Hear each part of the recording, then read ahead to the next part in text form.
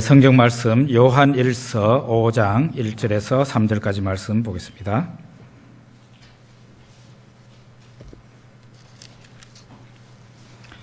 화면에도 나와 있습니다. 우리 천천히 같이 읽겠습니다. 예수께서 그리스도이심을 믿는 자마다 하나님께로부터 난 자니 또한 낳으신 이를 사랑하는 자마다 그에게서 난 자를 사랑하느니라. 우리가 하나님을 사랑하고 그의 계명들을 지킬 때에 이로써 우리가 하나님의 자녀를 사랑하는 줄을 아느니라. 하나님을 사랑하는 것은 이것이니 우리가 그의 계명들을 지키는 것이라. 그의 계명들은 무거운 것이 아니로다.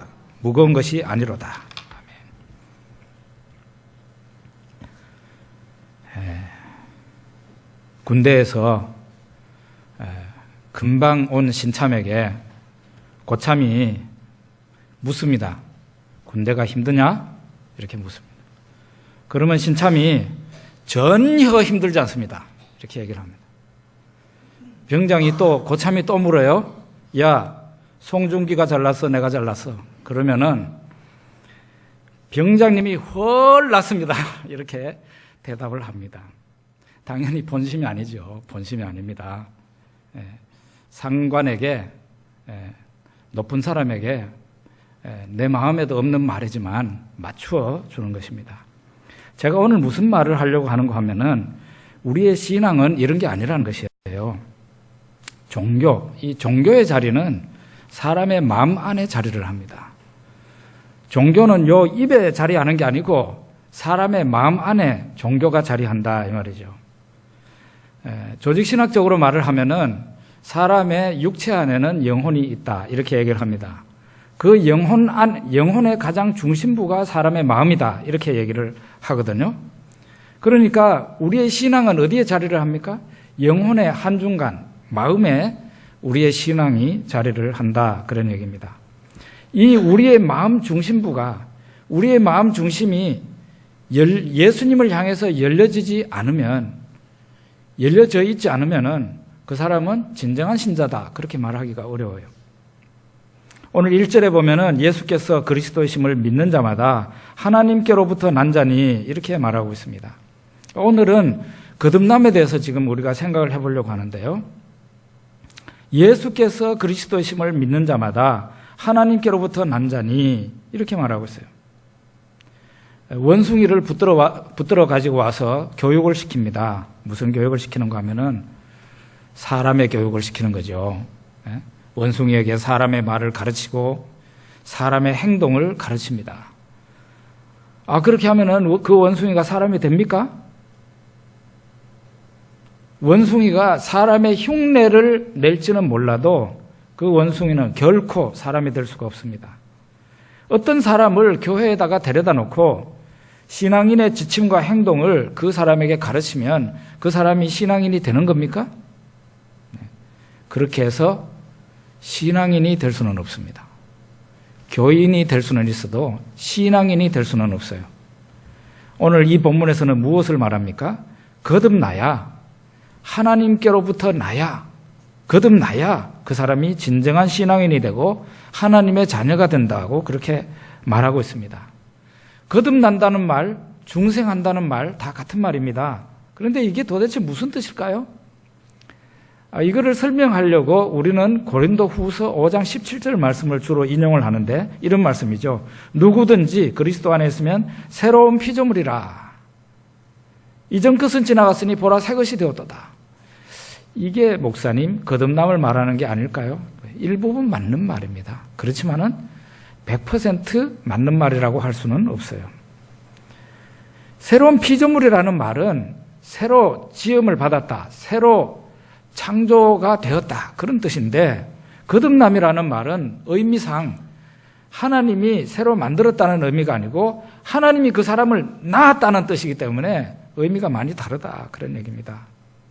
하나님이 우리를 영으로 하나님의 영으로 우리를 낳으시는 거예요. 그래서 거듭난다, 다시 난다, 중생한다 이런 표현을 쓰는 겁니다. 그래서 하나님이 우리를 영으로 낳으시니까 우리는 거듭나는 것이고 하나님의 자녀라고 그렇게 얘기해요. 하나님의 자녀. 예? 하나님이 안 낳으셨는데 자녀라고 할 수 있겠어요? 자, 그러면은 최대의 궁금사, 그 뭡니까? 나는 과연 거듭난 사람일까? 참 궁금합니다. 여기 1절에 말씀이 있어요. 예수께서 그리스도이심을 믿는 자마다 하나님께로부터 난 자니 나는 과연 거듭난 사람일까? 거듭나지 않았으면은 하나님이 나를 안 낳으셨다는 얘기고 나는 하나님의 자녀가 아니라는 얘기고 나는 구원 못 받았다는 얘기인데 나는 과연 거듭난 사람인가? 거듭나지 못한 사람인가? 거듭나지 못한 사람이라면 불행한 거죠. 다 거듭났기를 바라는데 자, 그러면은 어떤 사람이 거듭난 사람인가? 그 사람의 마음이 예수님을 향해서 늘 열려 있는가가 중요한 문제입니다. 이 사람의 몸 안에 영혼이 있다 그랬고 영혼의 중심부가 사람의 마음이라 그랬는데 그 사람의 마음이 예수님을 향해서 열려져 있는가? 예수님을 향해서 당신은 누가 뭐라 그래도 나의 구세주이십니다. 당신은 나를 위해서 십자가에서 죽으셨고 당신은 나를 의롭다 하기 위해서 부활하셨습니다. 세상이 두 쪽 나도 나는 당신을 믿습니다. 라고 예수님을 향해서 그 사람의 마음이 열려져 있다면 그 사람은 바로 거듭난 사람이다. 그렇게 말할 수 있는 거예요. 그게 성경이 지금 얘기하고 있잖아요. 예수께서 그리스도이심을 믿는 자마다 누구든지 예수 그리스도께서 그리스도이시다. 이거를 믿는다면 누구든지 그걸 믿는다면 그 사람은 하나님께로부터 난 자라는 거예요. 그리고 그 1절에 이어서 봅시다. 또한 낳으신 이를 사랑하는 자마다 그에게서 난 자를 사랑하느니라 그랬어요. 낳으신 이 하나님이죠. 그 하나님을 사랑하는 사람은 하나님에게서 난 사람을 또 사랑한대요. 그래서 내가 거듭난 신자라면 다른 거듭난 신자, 다른 교인, 다른 신자를 사랑한다는 겁니다.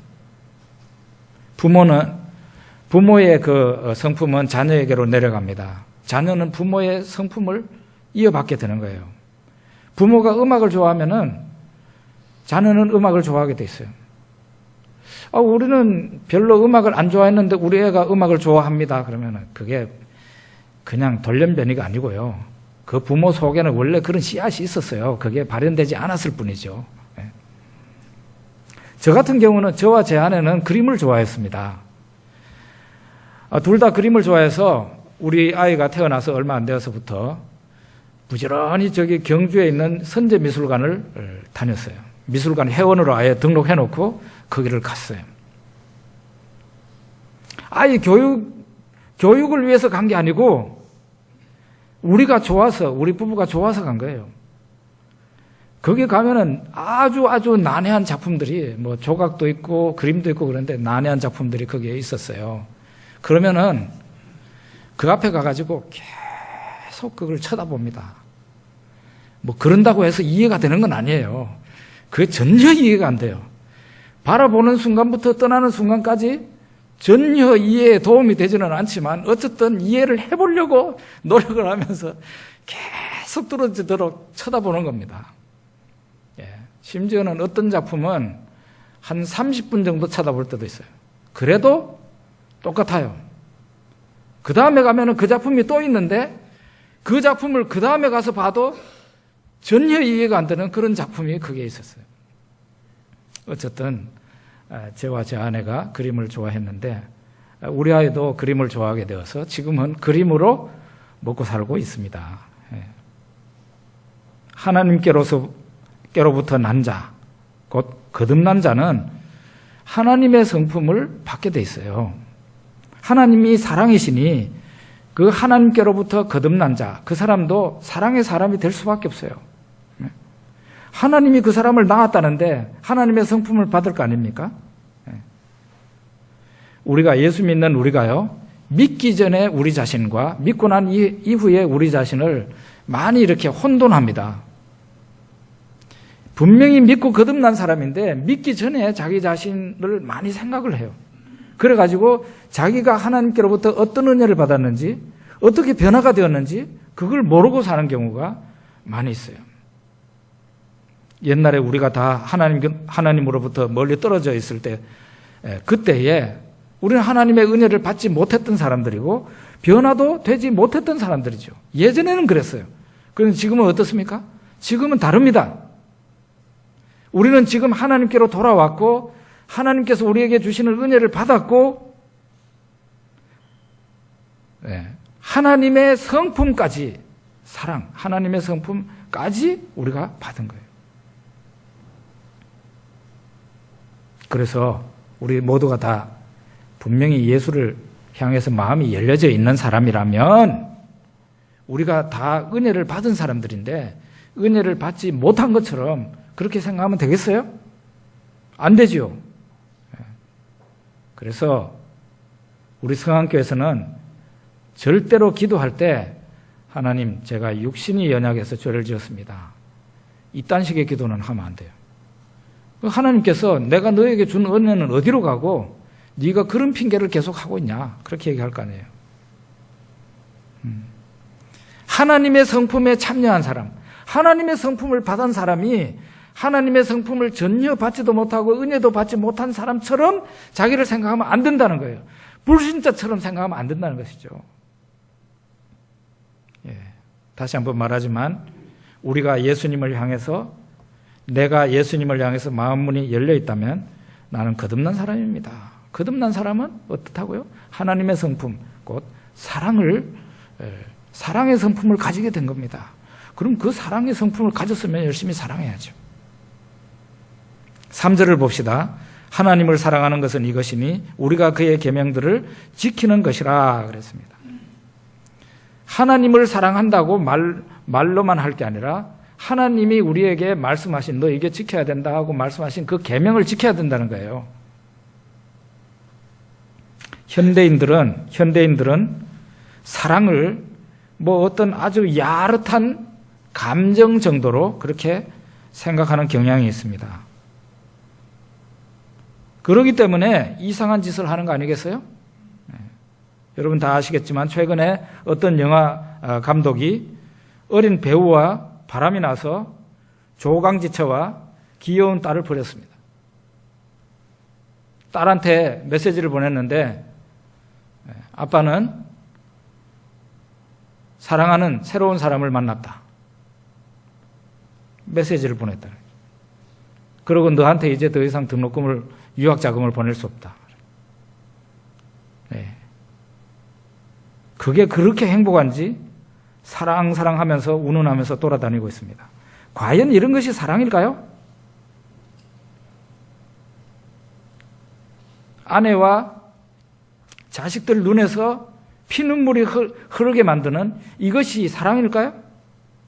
사랑을 감정이라는 기차에다가 메고 있으니까, 감정의 기차에 메고 있으니까 그게 사랑인 것 같죠?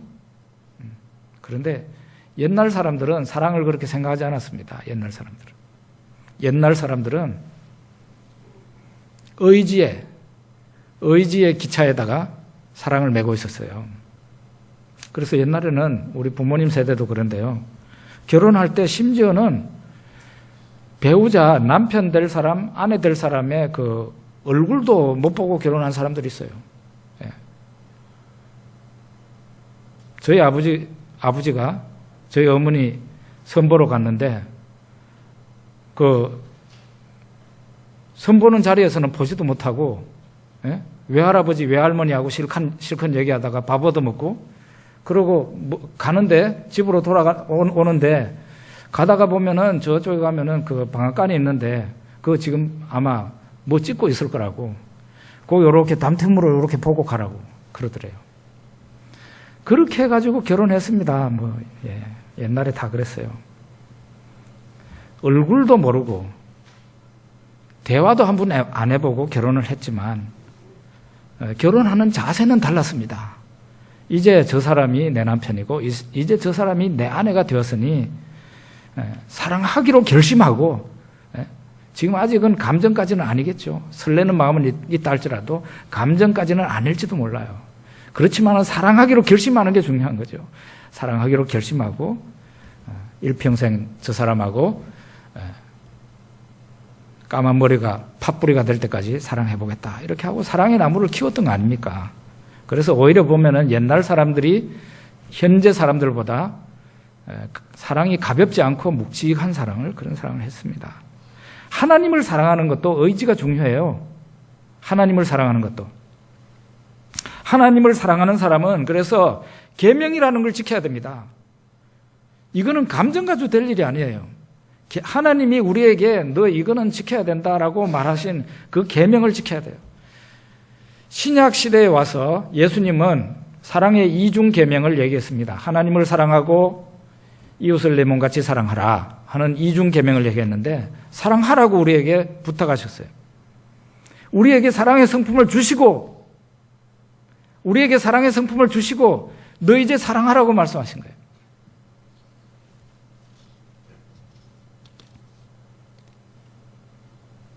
삼 절에 보면은 하나님을 사랑하는 것은 이것이니 우리가 그의 계명들을 지키는 것이라. 그 다음이 중요해요. 그의 계명들은 어떻다 그랬어요? 무거운 것이 아니로다. 여러분 여기에 기쁜 마음으로 동의할 수 있어요? 그의 계명들은 무거운 것이 아니로다 그랬어요. 하나님의 계명은 무겁지 않대요. 아멘 할 수 있습니까? 노맨이죠? 예? 우리가 생각할 때는 분명히 무거운 것 같은데 여기 이 성경에서는 뭐라고 말하는가 하면은 무겁지 않다고 딱 잘라서 말을 하는 거예요. 여러분 그러면은 하나님의 계명이 어떻게 우리에게 무겁지 않을 수 있는 겁니까? 하나님을 사랑하니까 무겁지 않은 겁니다. 하나님을 사랑합니다. 금요일 날 밤에 제가 이제 교회에서 며칠 동안 먹고 자고 하다가 금요일 밤 한 9시쯤 되면은 제가 경주 집으로 돌아갑니다.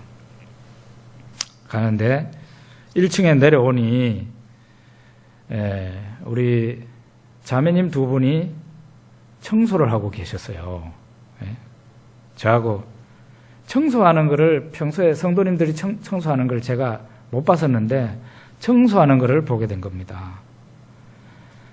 이 두 분이 다 사회에서는 그야말로 커리어 우먼이시고 인정받는 분들인데 빗자루하고 걸레를 들고 있었어요. 솔직히 제가 보는 순간에 제가 죄 지은 기분이었어요. 죄 지은 기분이었어요. 제가 그래서 뭘 어떻게 말을 할까 그러다가 집사님들 교회가 어서 성장해서 이 짐을 좀 나누어지게 해야 될 텐데 그러면서 제가 교회를 떠났습니다. 그런데 제가 그 자매님들 얼굴을 보니 별로 짜증내는 얼굴이 아니더라고요. 심지어는 제가 보니까 기분이 좋은가 봐요. 험한 일 하고 있으면서 그렇게 기분이 좋은지. 지금 원인이 어디 있었을까요? 전 그런 걸 생각해 봤어요. 저분들이 왜 험한 일 하면서, 가만히 보니까 옷차림이 회사에서 일하다가 집에도 가지도 못하고 바로 그 차림으로 왔는데, 얼마나 피곤하겠어요. 그런데 얼굴이 밝더란 말이에요. 저런 원인이 어디 있을까 생각하니까 결국은 그 답이 하나님에 대한 사랑이 아니었을까 그런 생각을 하게 되었습니다. 하나님을 사랑하니 힘든 교회 봉사가 감사하고 기쁜 것이죠. 그런데 여러분 교회 봉사보다 더 힘든 게 있는데 뭔지 아십니까? 이 말씀과 연결이 되어 있는 거예요. 교회 봉사보다 더 힘든 것은 사랑입니다. 사랑. 특히 가까운 사람을 사랑하는 것, 이게 교회 봉사보다 훨씬 힘든 거예요. 같은 교회의 형제 자매를 사랑하는 거 굉장히 어렵습니다. 왜 어렵겠습니까? 왜 어렵겠어요? 사자나 호랑이가 자기네 영역이 있다고 그러잖아요. 우리 교인들도 서로 자기 자신만의 영역이 있어요. 교회 형제 자매들은 내 영역과 저 사람의 영역이 자꾸 겹치는 것이죠. 그래서 지나다니다가 보면은 말로 행동으로 부딪힐 일이 많이 생기는 거예요. 종종 충돌이 일어납니다. 저 인간이 나를 종종 해치기까지 합니다. 어떻게 사랑할 수 있겠어? 나를 해치려고 하는데. 내 자존심을 막 짓밟습니다. 상처 주는 말을 막 합니다. 그 인간을 사랑할 수 있겠어요? 그래서 교회 봉사보다 더 힘든 거는 교회 교인을 사랑하는 게 그게 훨씬 힘든 거예요. 그래서 많은 사람들이 상처를 받다가 마지막에 취하는 행동이 뭡니까? 더 이상 내가 상처받아서는 안 되겠다. 자기 자신을 보호하려고 하니까 결국은 성안교회요 빠이빠이 하고는 그냥 다른 교회로 갑니다. 상처 안 받는 방법을 선택하는데 그게 도망가는 거예요. 내가 도망가는 거예요.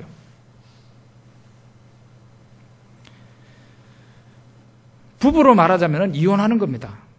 부부가 서로 싸우고 상처받고 자기 남편과 아내가 원수같이 생각이 될지라도 헤어지지만 않고 가만히 그 집에 있으면 시간이 흘러가면서 또 서로 노력할 거 아닙니까? 그러면 그 사랑이 복구가 돼요. 회복이 됩니다. 그런데 내가 교인들 때문에 상처를 너무 받은 내 마음이 너무 아프다. 그래서 내가 더 이상 상처를 받지 말아야지 하고 도망을 가면 정말 그 사람은 사랑할 수 있는 기회가 없습니다. 그 사람은 사랑을 받는 경험도 짜릿한 경험도 없을 뿐만 아니라 자기가 남을 사랑할 수도 없는 거예요.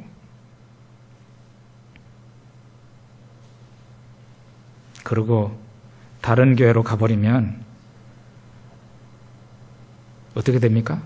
거기서 왼수를 안 만납니까? 보통 우리가 경험하는 거지만은 훨씬 더 심한 인간을 만나게 돼요, 거기서. 하나님은 분명히 나에게 뭔가 변화를 주기 위해서 내가 상대하기 어려운 사람을 내 가까이 갖다 놓은 거죠. 그걸 극복해야 됩니다. 사랑하기 힘든 사람을 사랑할 수 있어야지 내가 더 이상 상처를 받아서는 안 되겠다 해가지고 도망가면 그러면 저쪽 옆에 교회로 갔다고 생각해 봅시다. 거기에서는 또 상처 안 받겠어요? 또 옛날 인간보다 더 심한 인간을 만날 수 있어요. 그럼 거기에서 또 도망갈 겁니까? 이런 식으로 신앙생활을 하면은 나중에는요, 내가 죽었을 때 내 장례식에 올 사람도 없어요. 미국의 어느 교회 얘기를 들었습니다. 어떤 장로님인데 그 장로님은 아마 교회를 많이 다녔는가 봐요. 그래가지고 그 미국 LA, 로스앤젤레스 그 안에서 20개 교회를 옮겨 다녔대. 나중에 그 장로님이 돌아가셨는데 아무도 그 장로님 돌아가신 그 초상당했을 때 아무도 오지 않았다는 거예요. 왜 그런 일이 벌어졌을까요?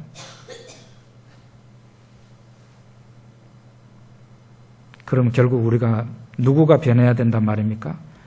만약에 교회 형제가, 교회 자매가 변하기를 학수고대한다면 여러분과 저는 화병이 걸려서 제명에 못 죽을 수도 있어요. 화병 걸려요. 내 옆에 있는 사람이 변화되기를 원한다면, 그거를 간절히 기다린다면 화병 나가지고 빨리 죽는다니까요. 화병 안 나는 방법은 내가 고쳐지는 방법이에요. 내가 변해야 됩니다.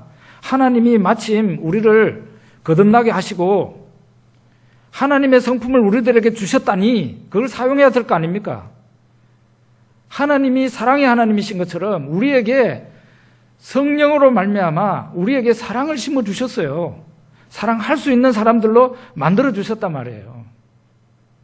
우리가 비록 열심히 100m 달리기 하듯이 뛸 수는 없다고 할지라도 겨우 걸음마 정도는 할 수 있다는 거예요. 그러다가 보면은 우리가 걸어 다닐 수 있고 나중에는 심지어 뛸 수도 있습니다.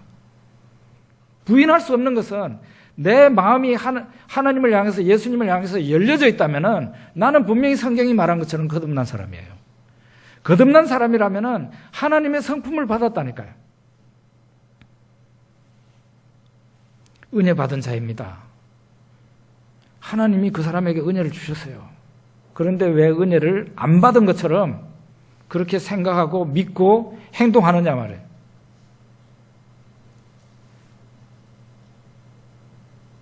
여러분이나 저나 예수 그리스도를 향해서 마음문이 열려져 있고 우리는 거듭난 사람이 되었습니다. 혹시 이 자리에 목사님 그런데 나는 좀 예외입니다. 나는 아직도 마음이 예수님께 열려지지 못했어요. 그러면 여러분들이 하나님께서 속히 여러분들에게 은혜를 주셔서 여러분의 마음이 완전 예수님을 향해서 개방될 수 있기를 바랍니다. 예수님을 향해서 열려지면 그게 바로 거듭난 사람의 특징이에요. 거듭났다는 겁니다. 거듭난 사람은 하나님이 그 사람을 낳으신 거니까, 사랑의 하나님이 자녀를 낳았으니까, 우리를 낳았으니까 우리는 사랑의 사람이 된 것입니다. 성경이 그렇게 말하고 있어요. 교회 봉사보다 더 어려운 게 뭐라고요? 교회 형제 자매를 사랑하는 게 더 어려운 거예요. 그래서 여러분들은 이제 도망가지 마십시오. 도망가지 마시고 사랑하기 힘든 인간을 사랑하는 훈련을 해보시라고요. 하나 더 말씀드리면은 교회 형제 자매만큼 사랑하기 힘든 사람이 누군지 아십니까? 배우자입니다. 배우자. 남편과 아내를 제대로 사랑할 수 있으면 모든 사람을 사랑할 수 있습니다. 왜 사랑하기 힘들까요? 저 인간이 나를 상처를 주니까, 내 자존심을 짓밟으니까 사랑하기 힘드는 겁니다. 마찬가지죠. 뭐 나도 그 인간에게 또 상처 주는 말을 하잖아요. 한 대를 얻어맞으면 두 대로 공격하지 않습니까? 그러니까 이런 식으로 나는 사랑할 수 없다고 생각을 하면은 집에서도 사랑할 수 없고 교회에서도 사랑할 수 없고요. 이게 사랑의 출발점인데, 모든 사람을 사랑하기 전에 교인부터 사랑해야 되고 내 남편, 내 아내를 먼저 사랑해야 되는데, 하나님이 우리들에게 은혜를 분명히 주셨다고 성경에서 얘기하고 있으니까 그 사랑을 연습하고 나타낼 수 있는 우리가 되기를 바랍니다. 기도하겠습니다.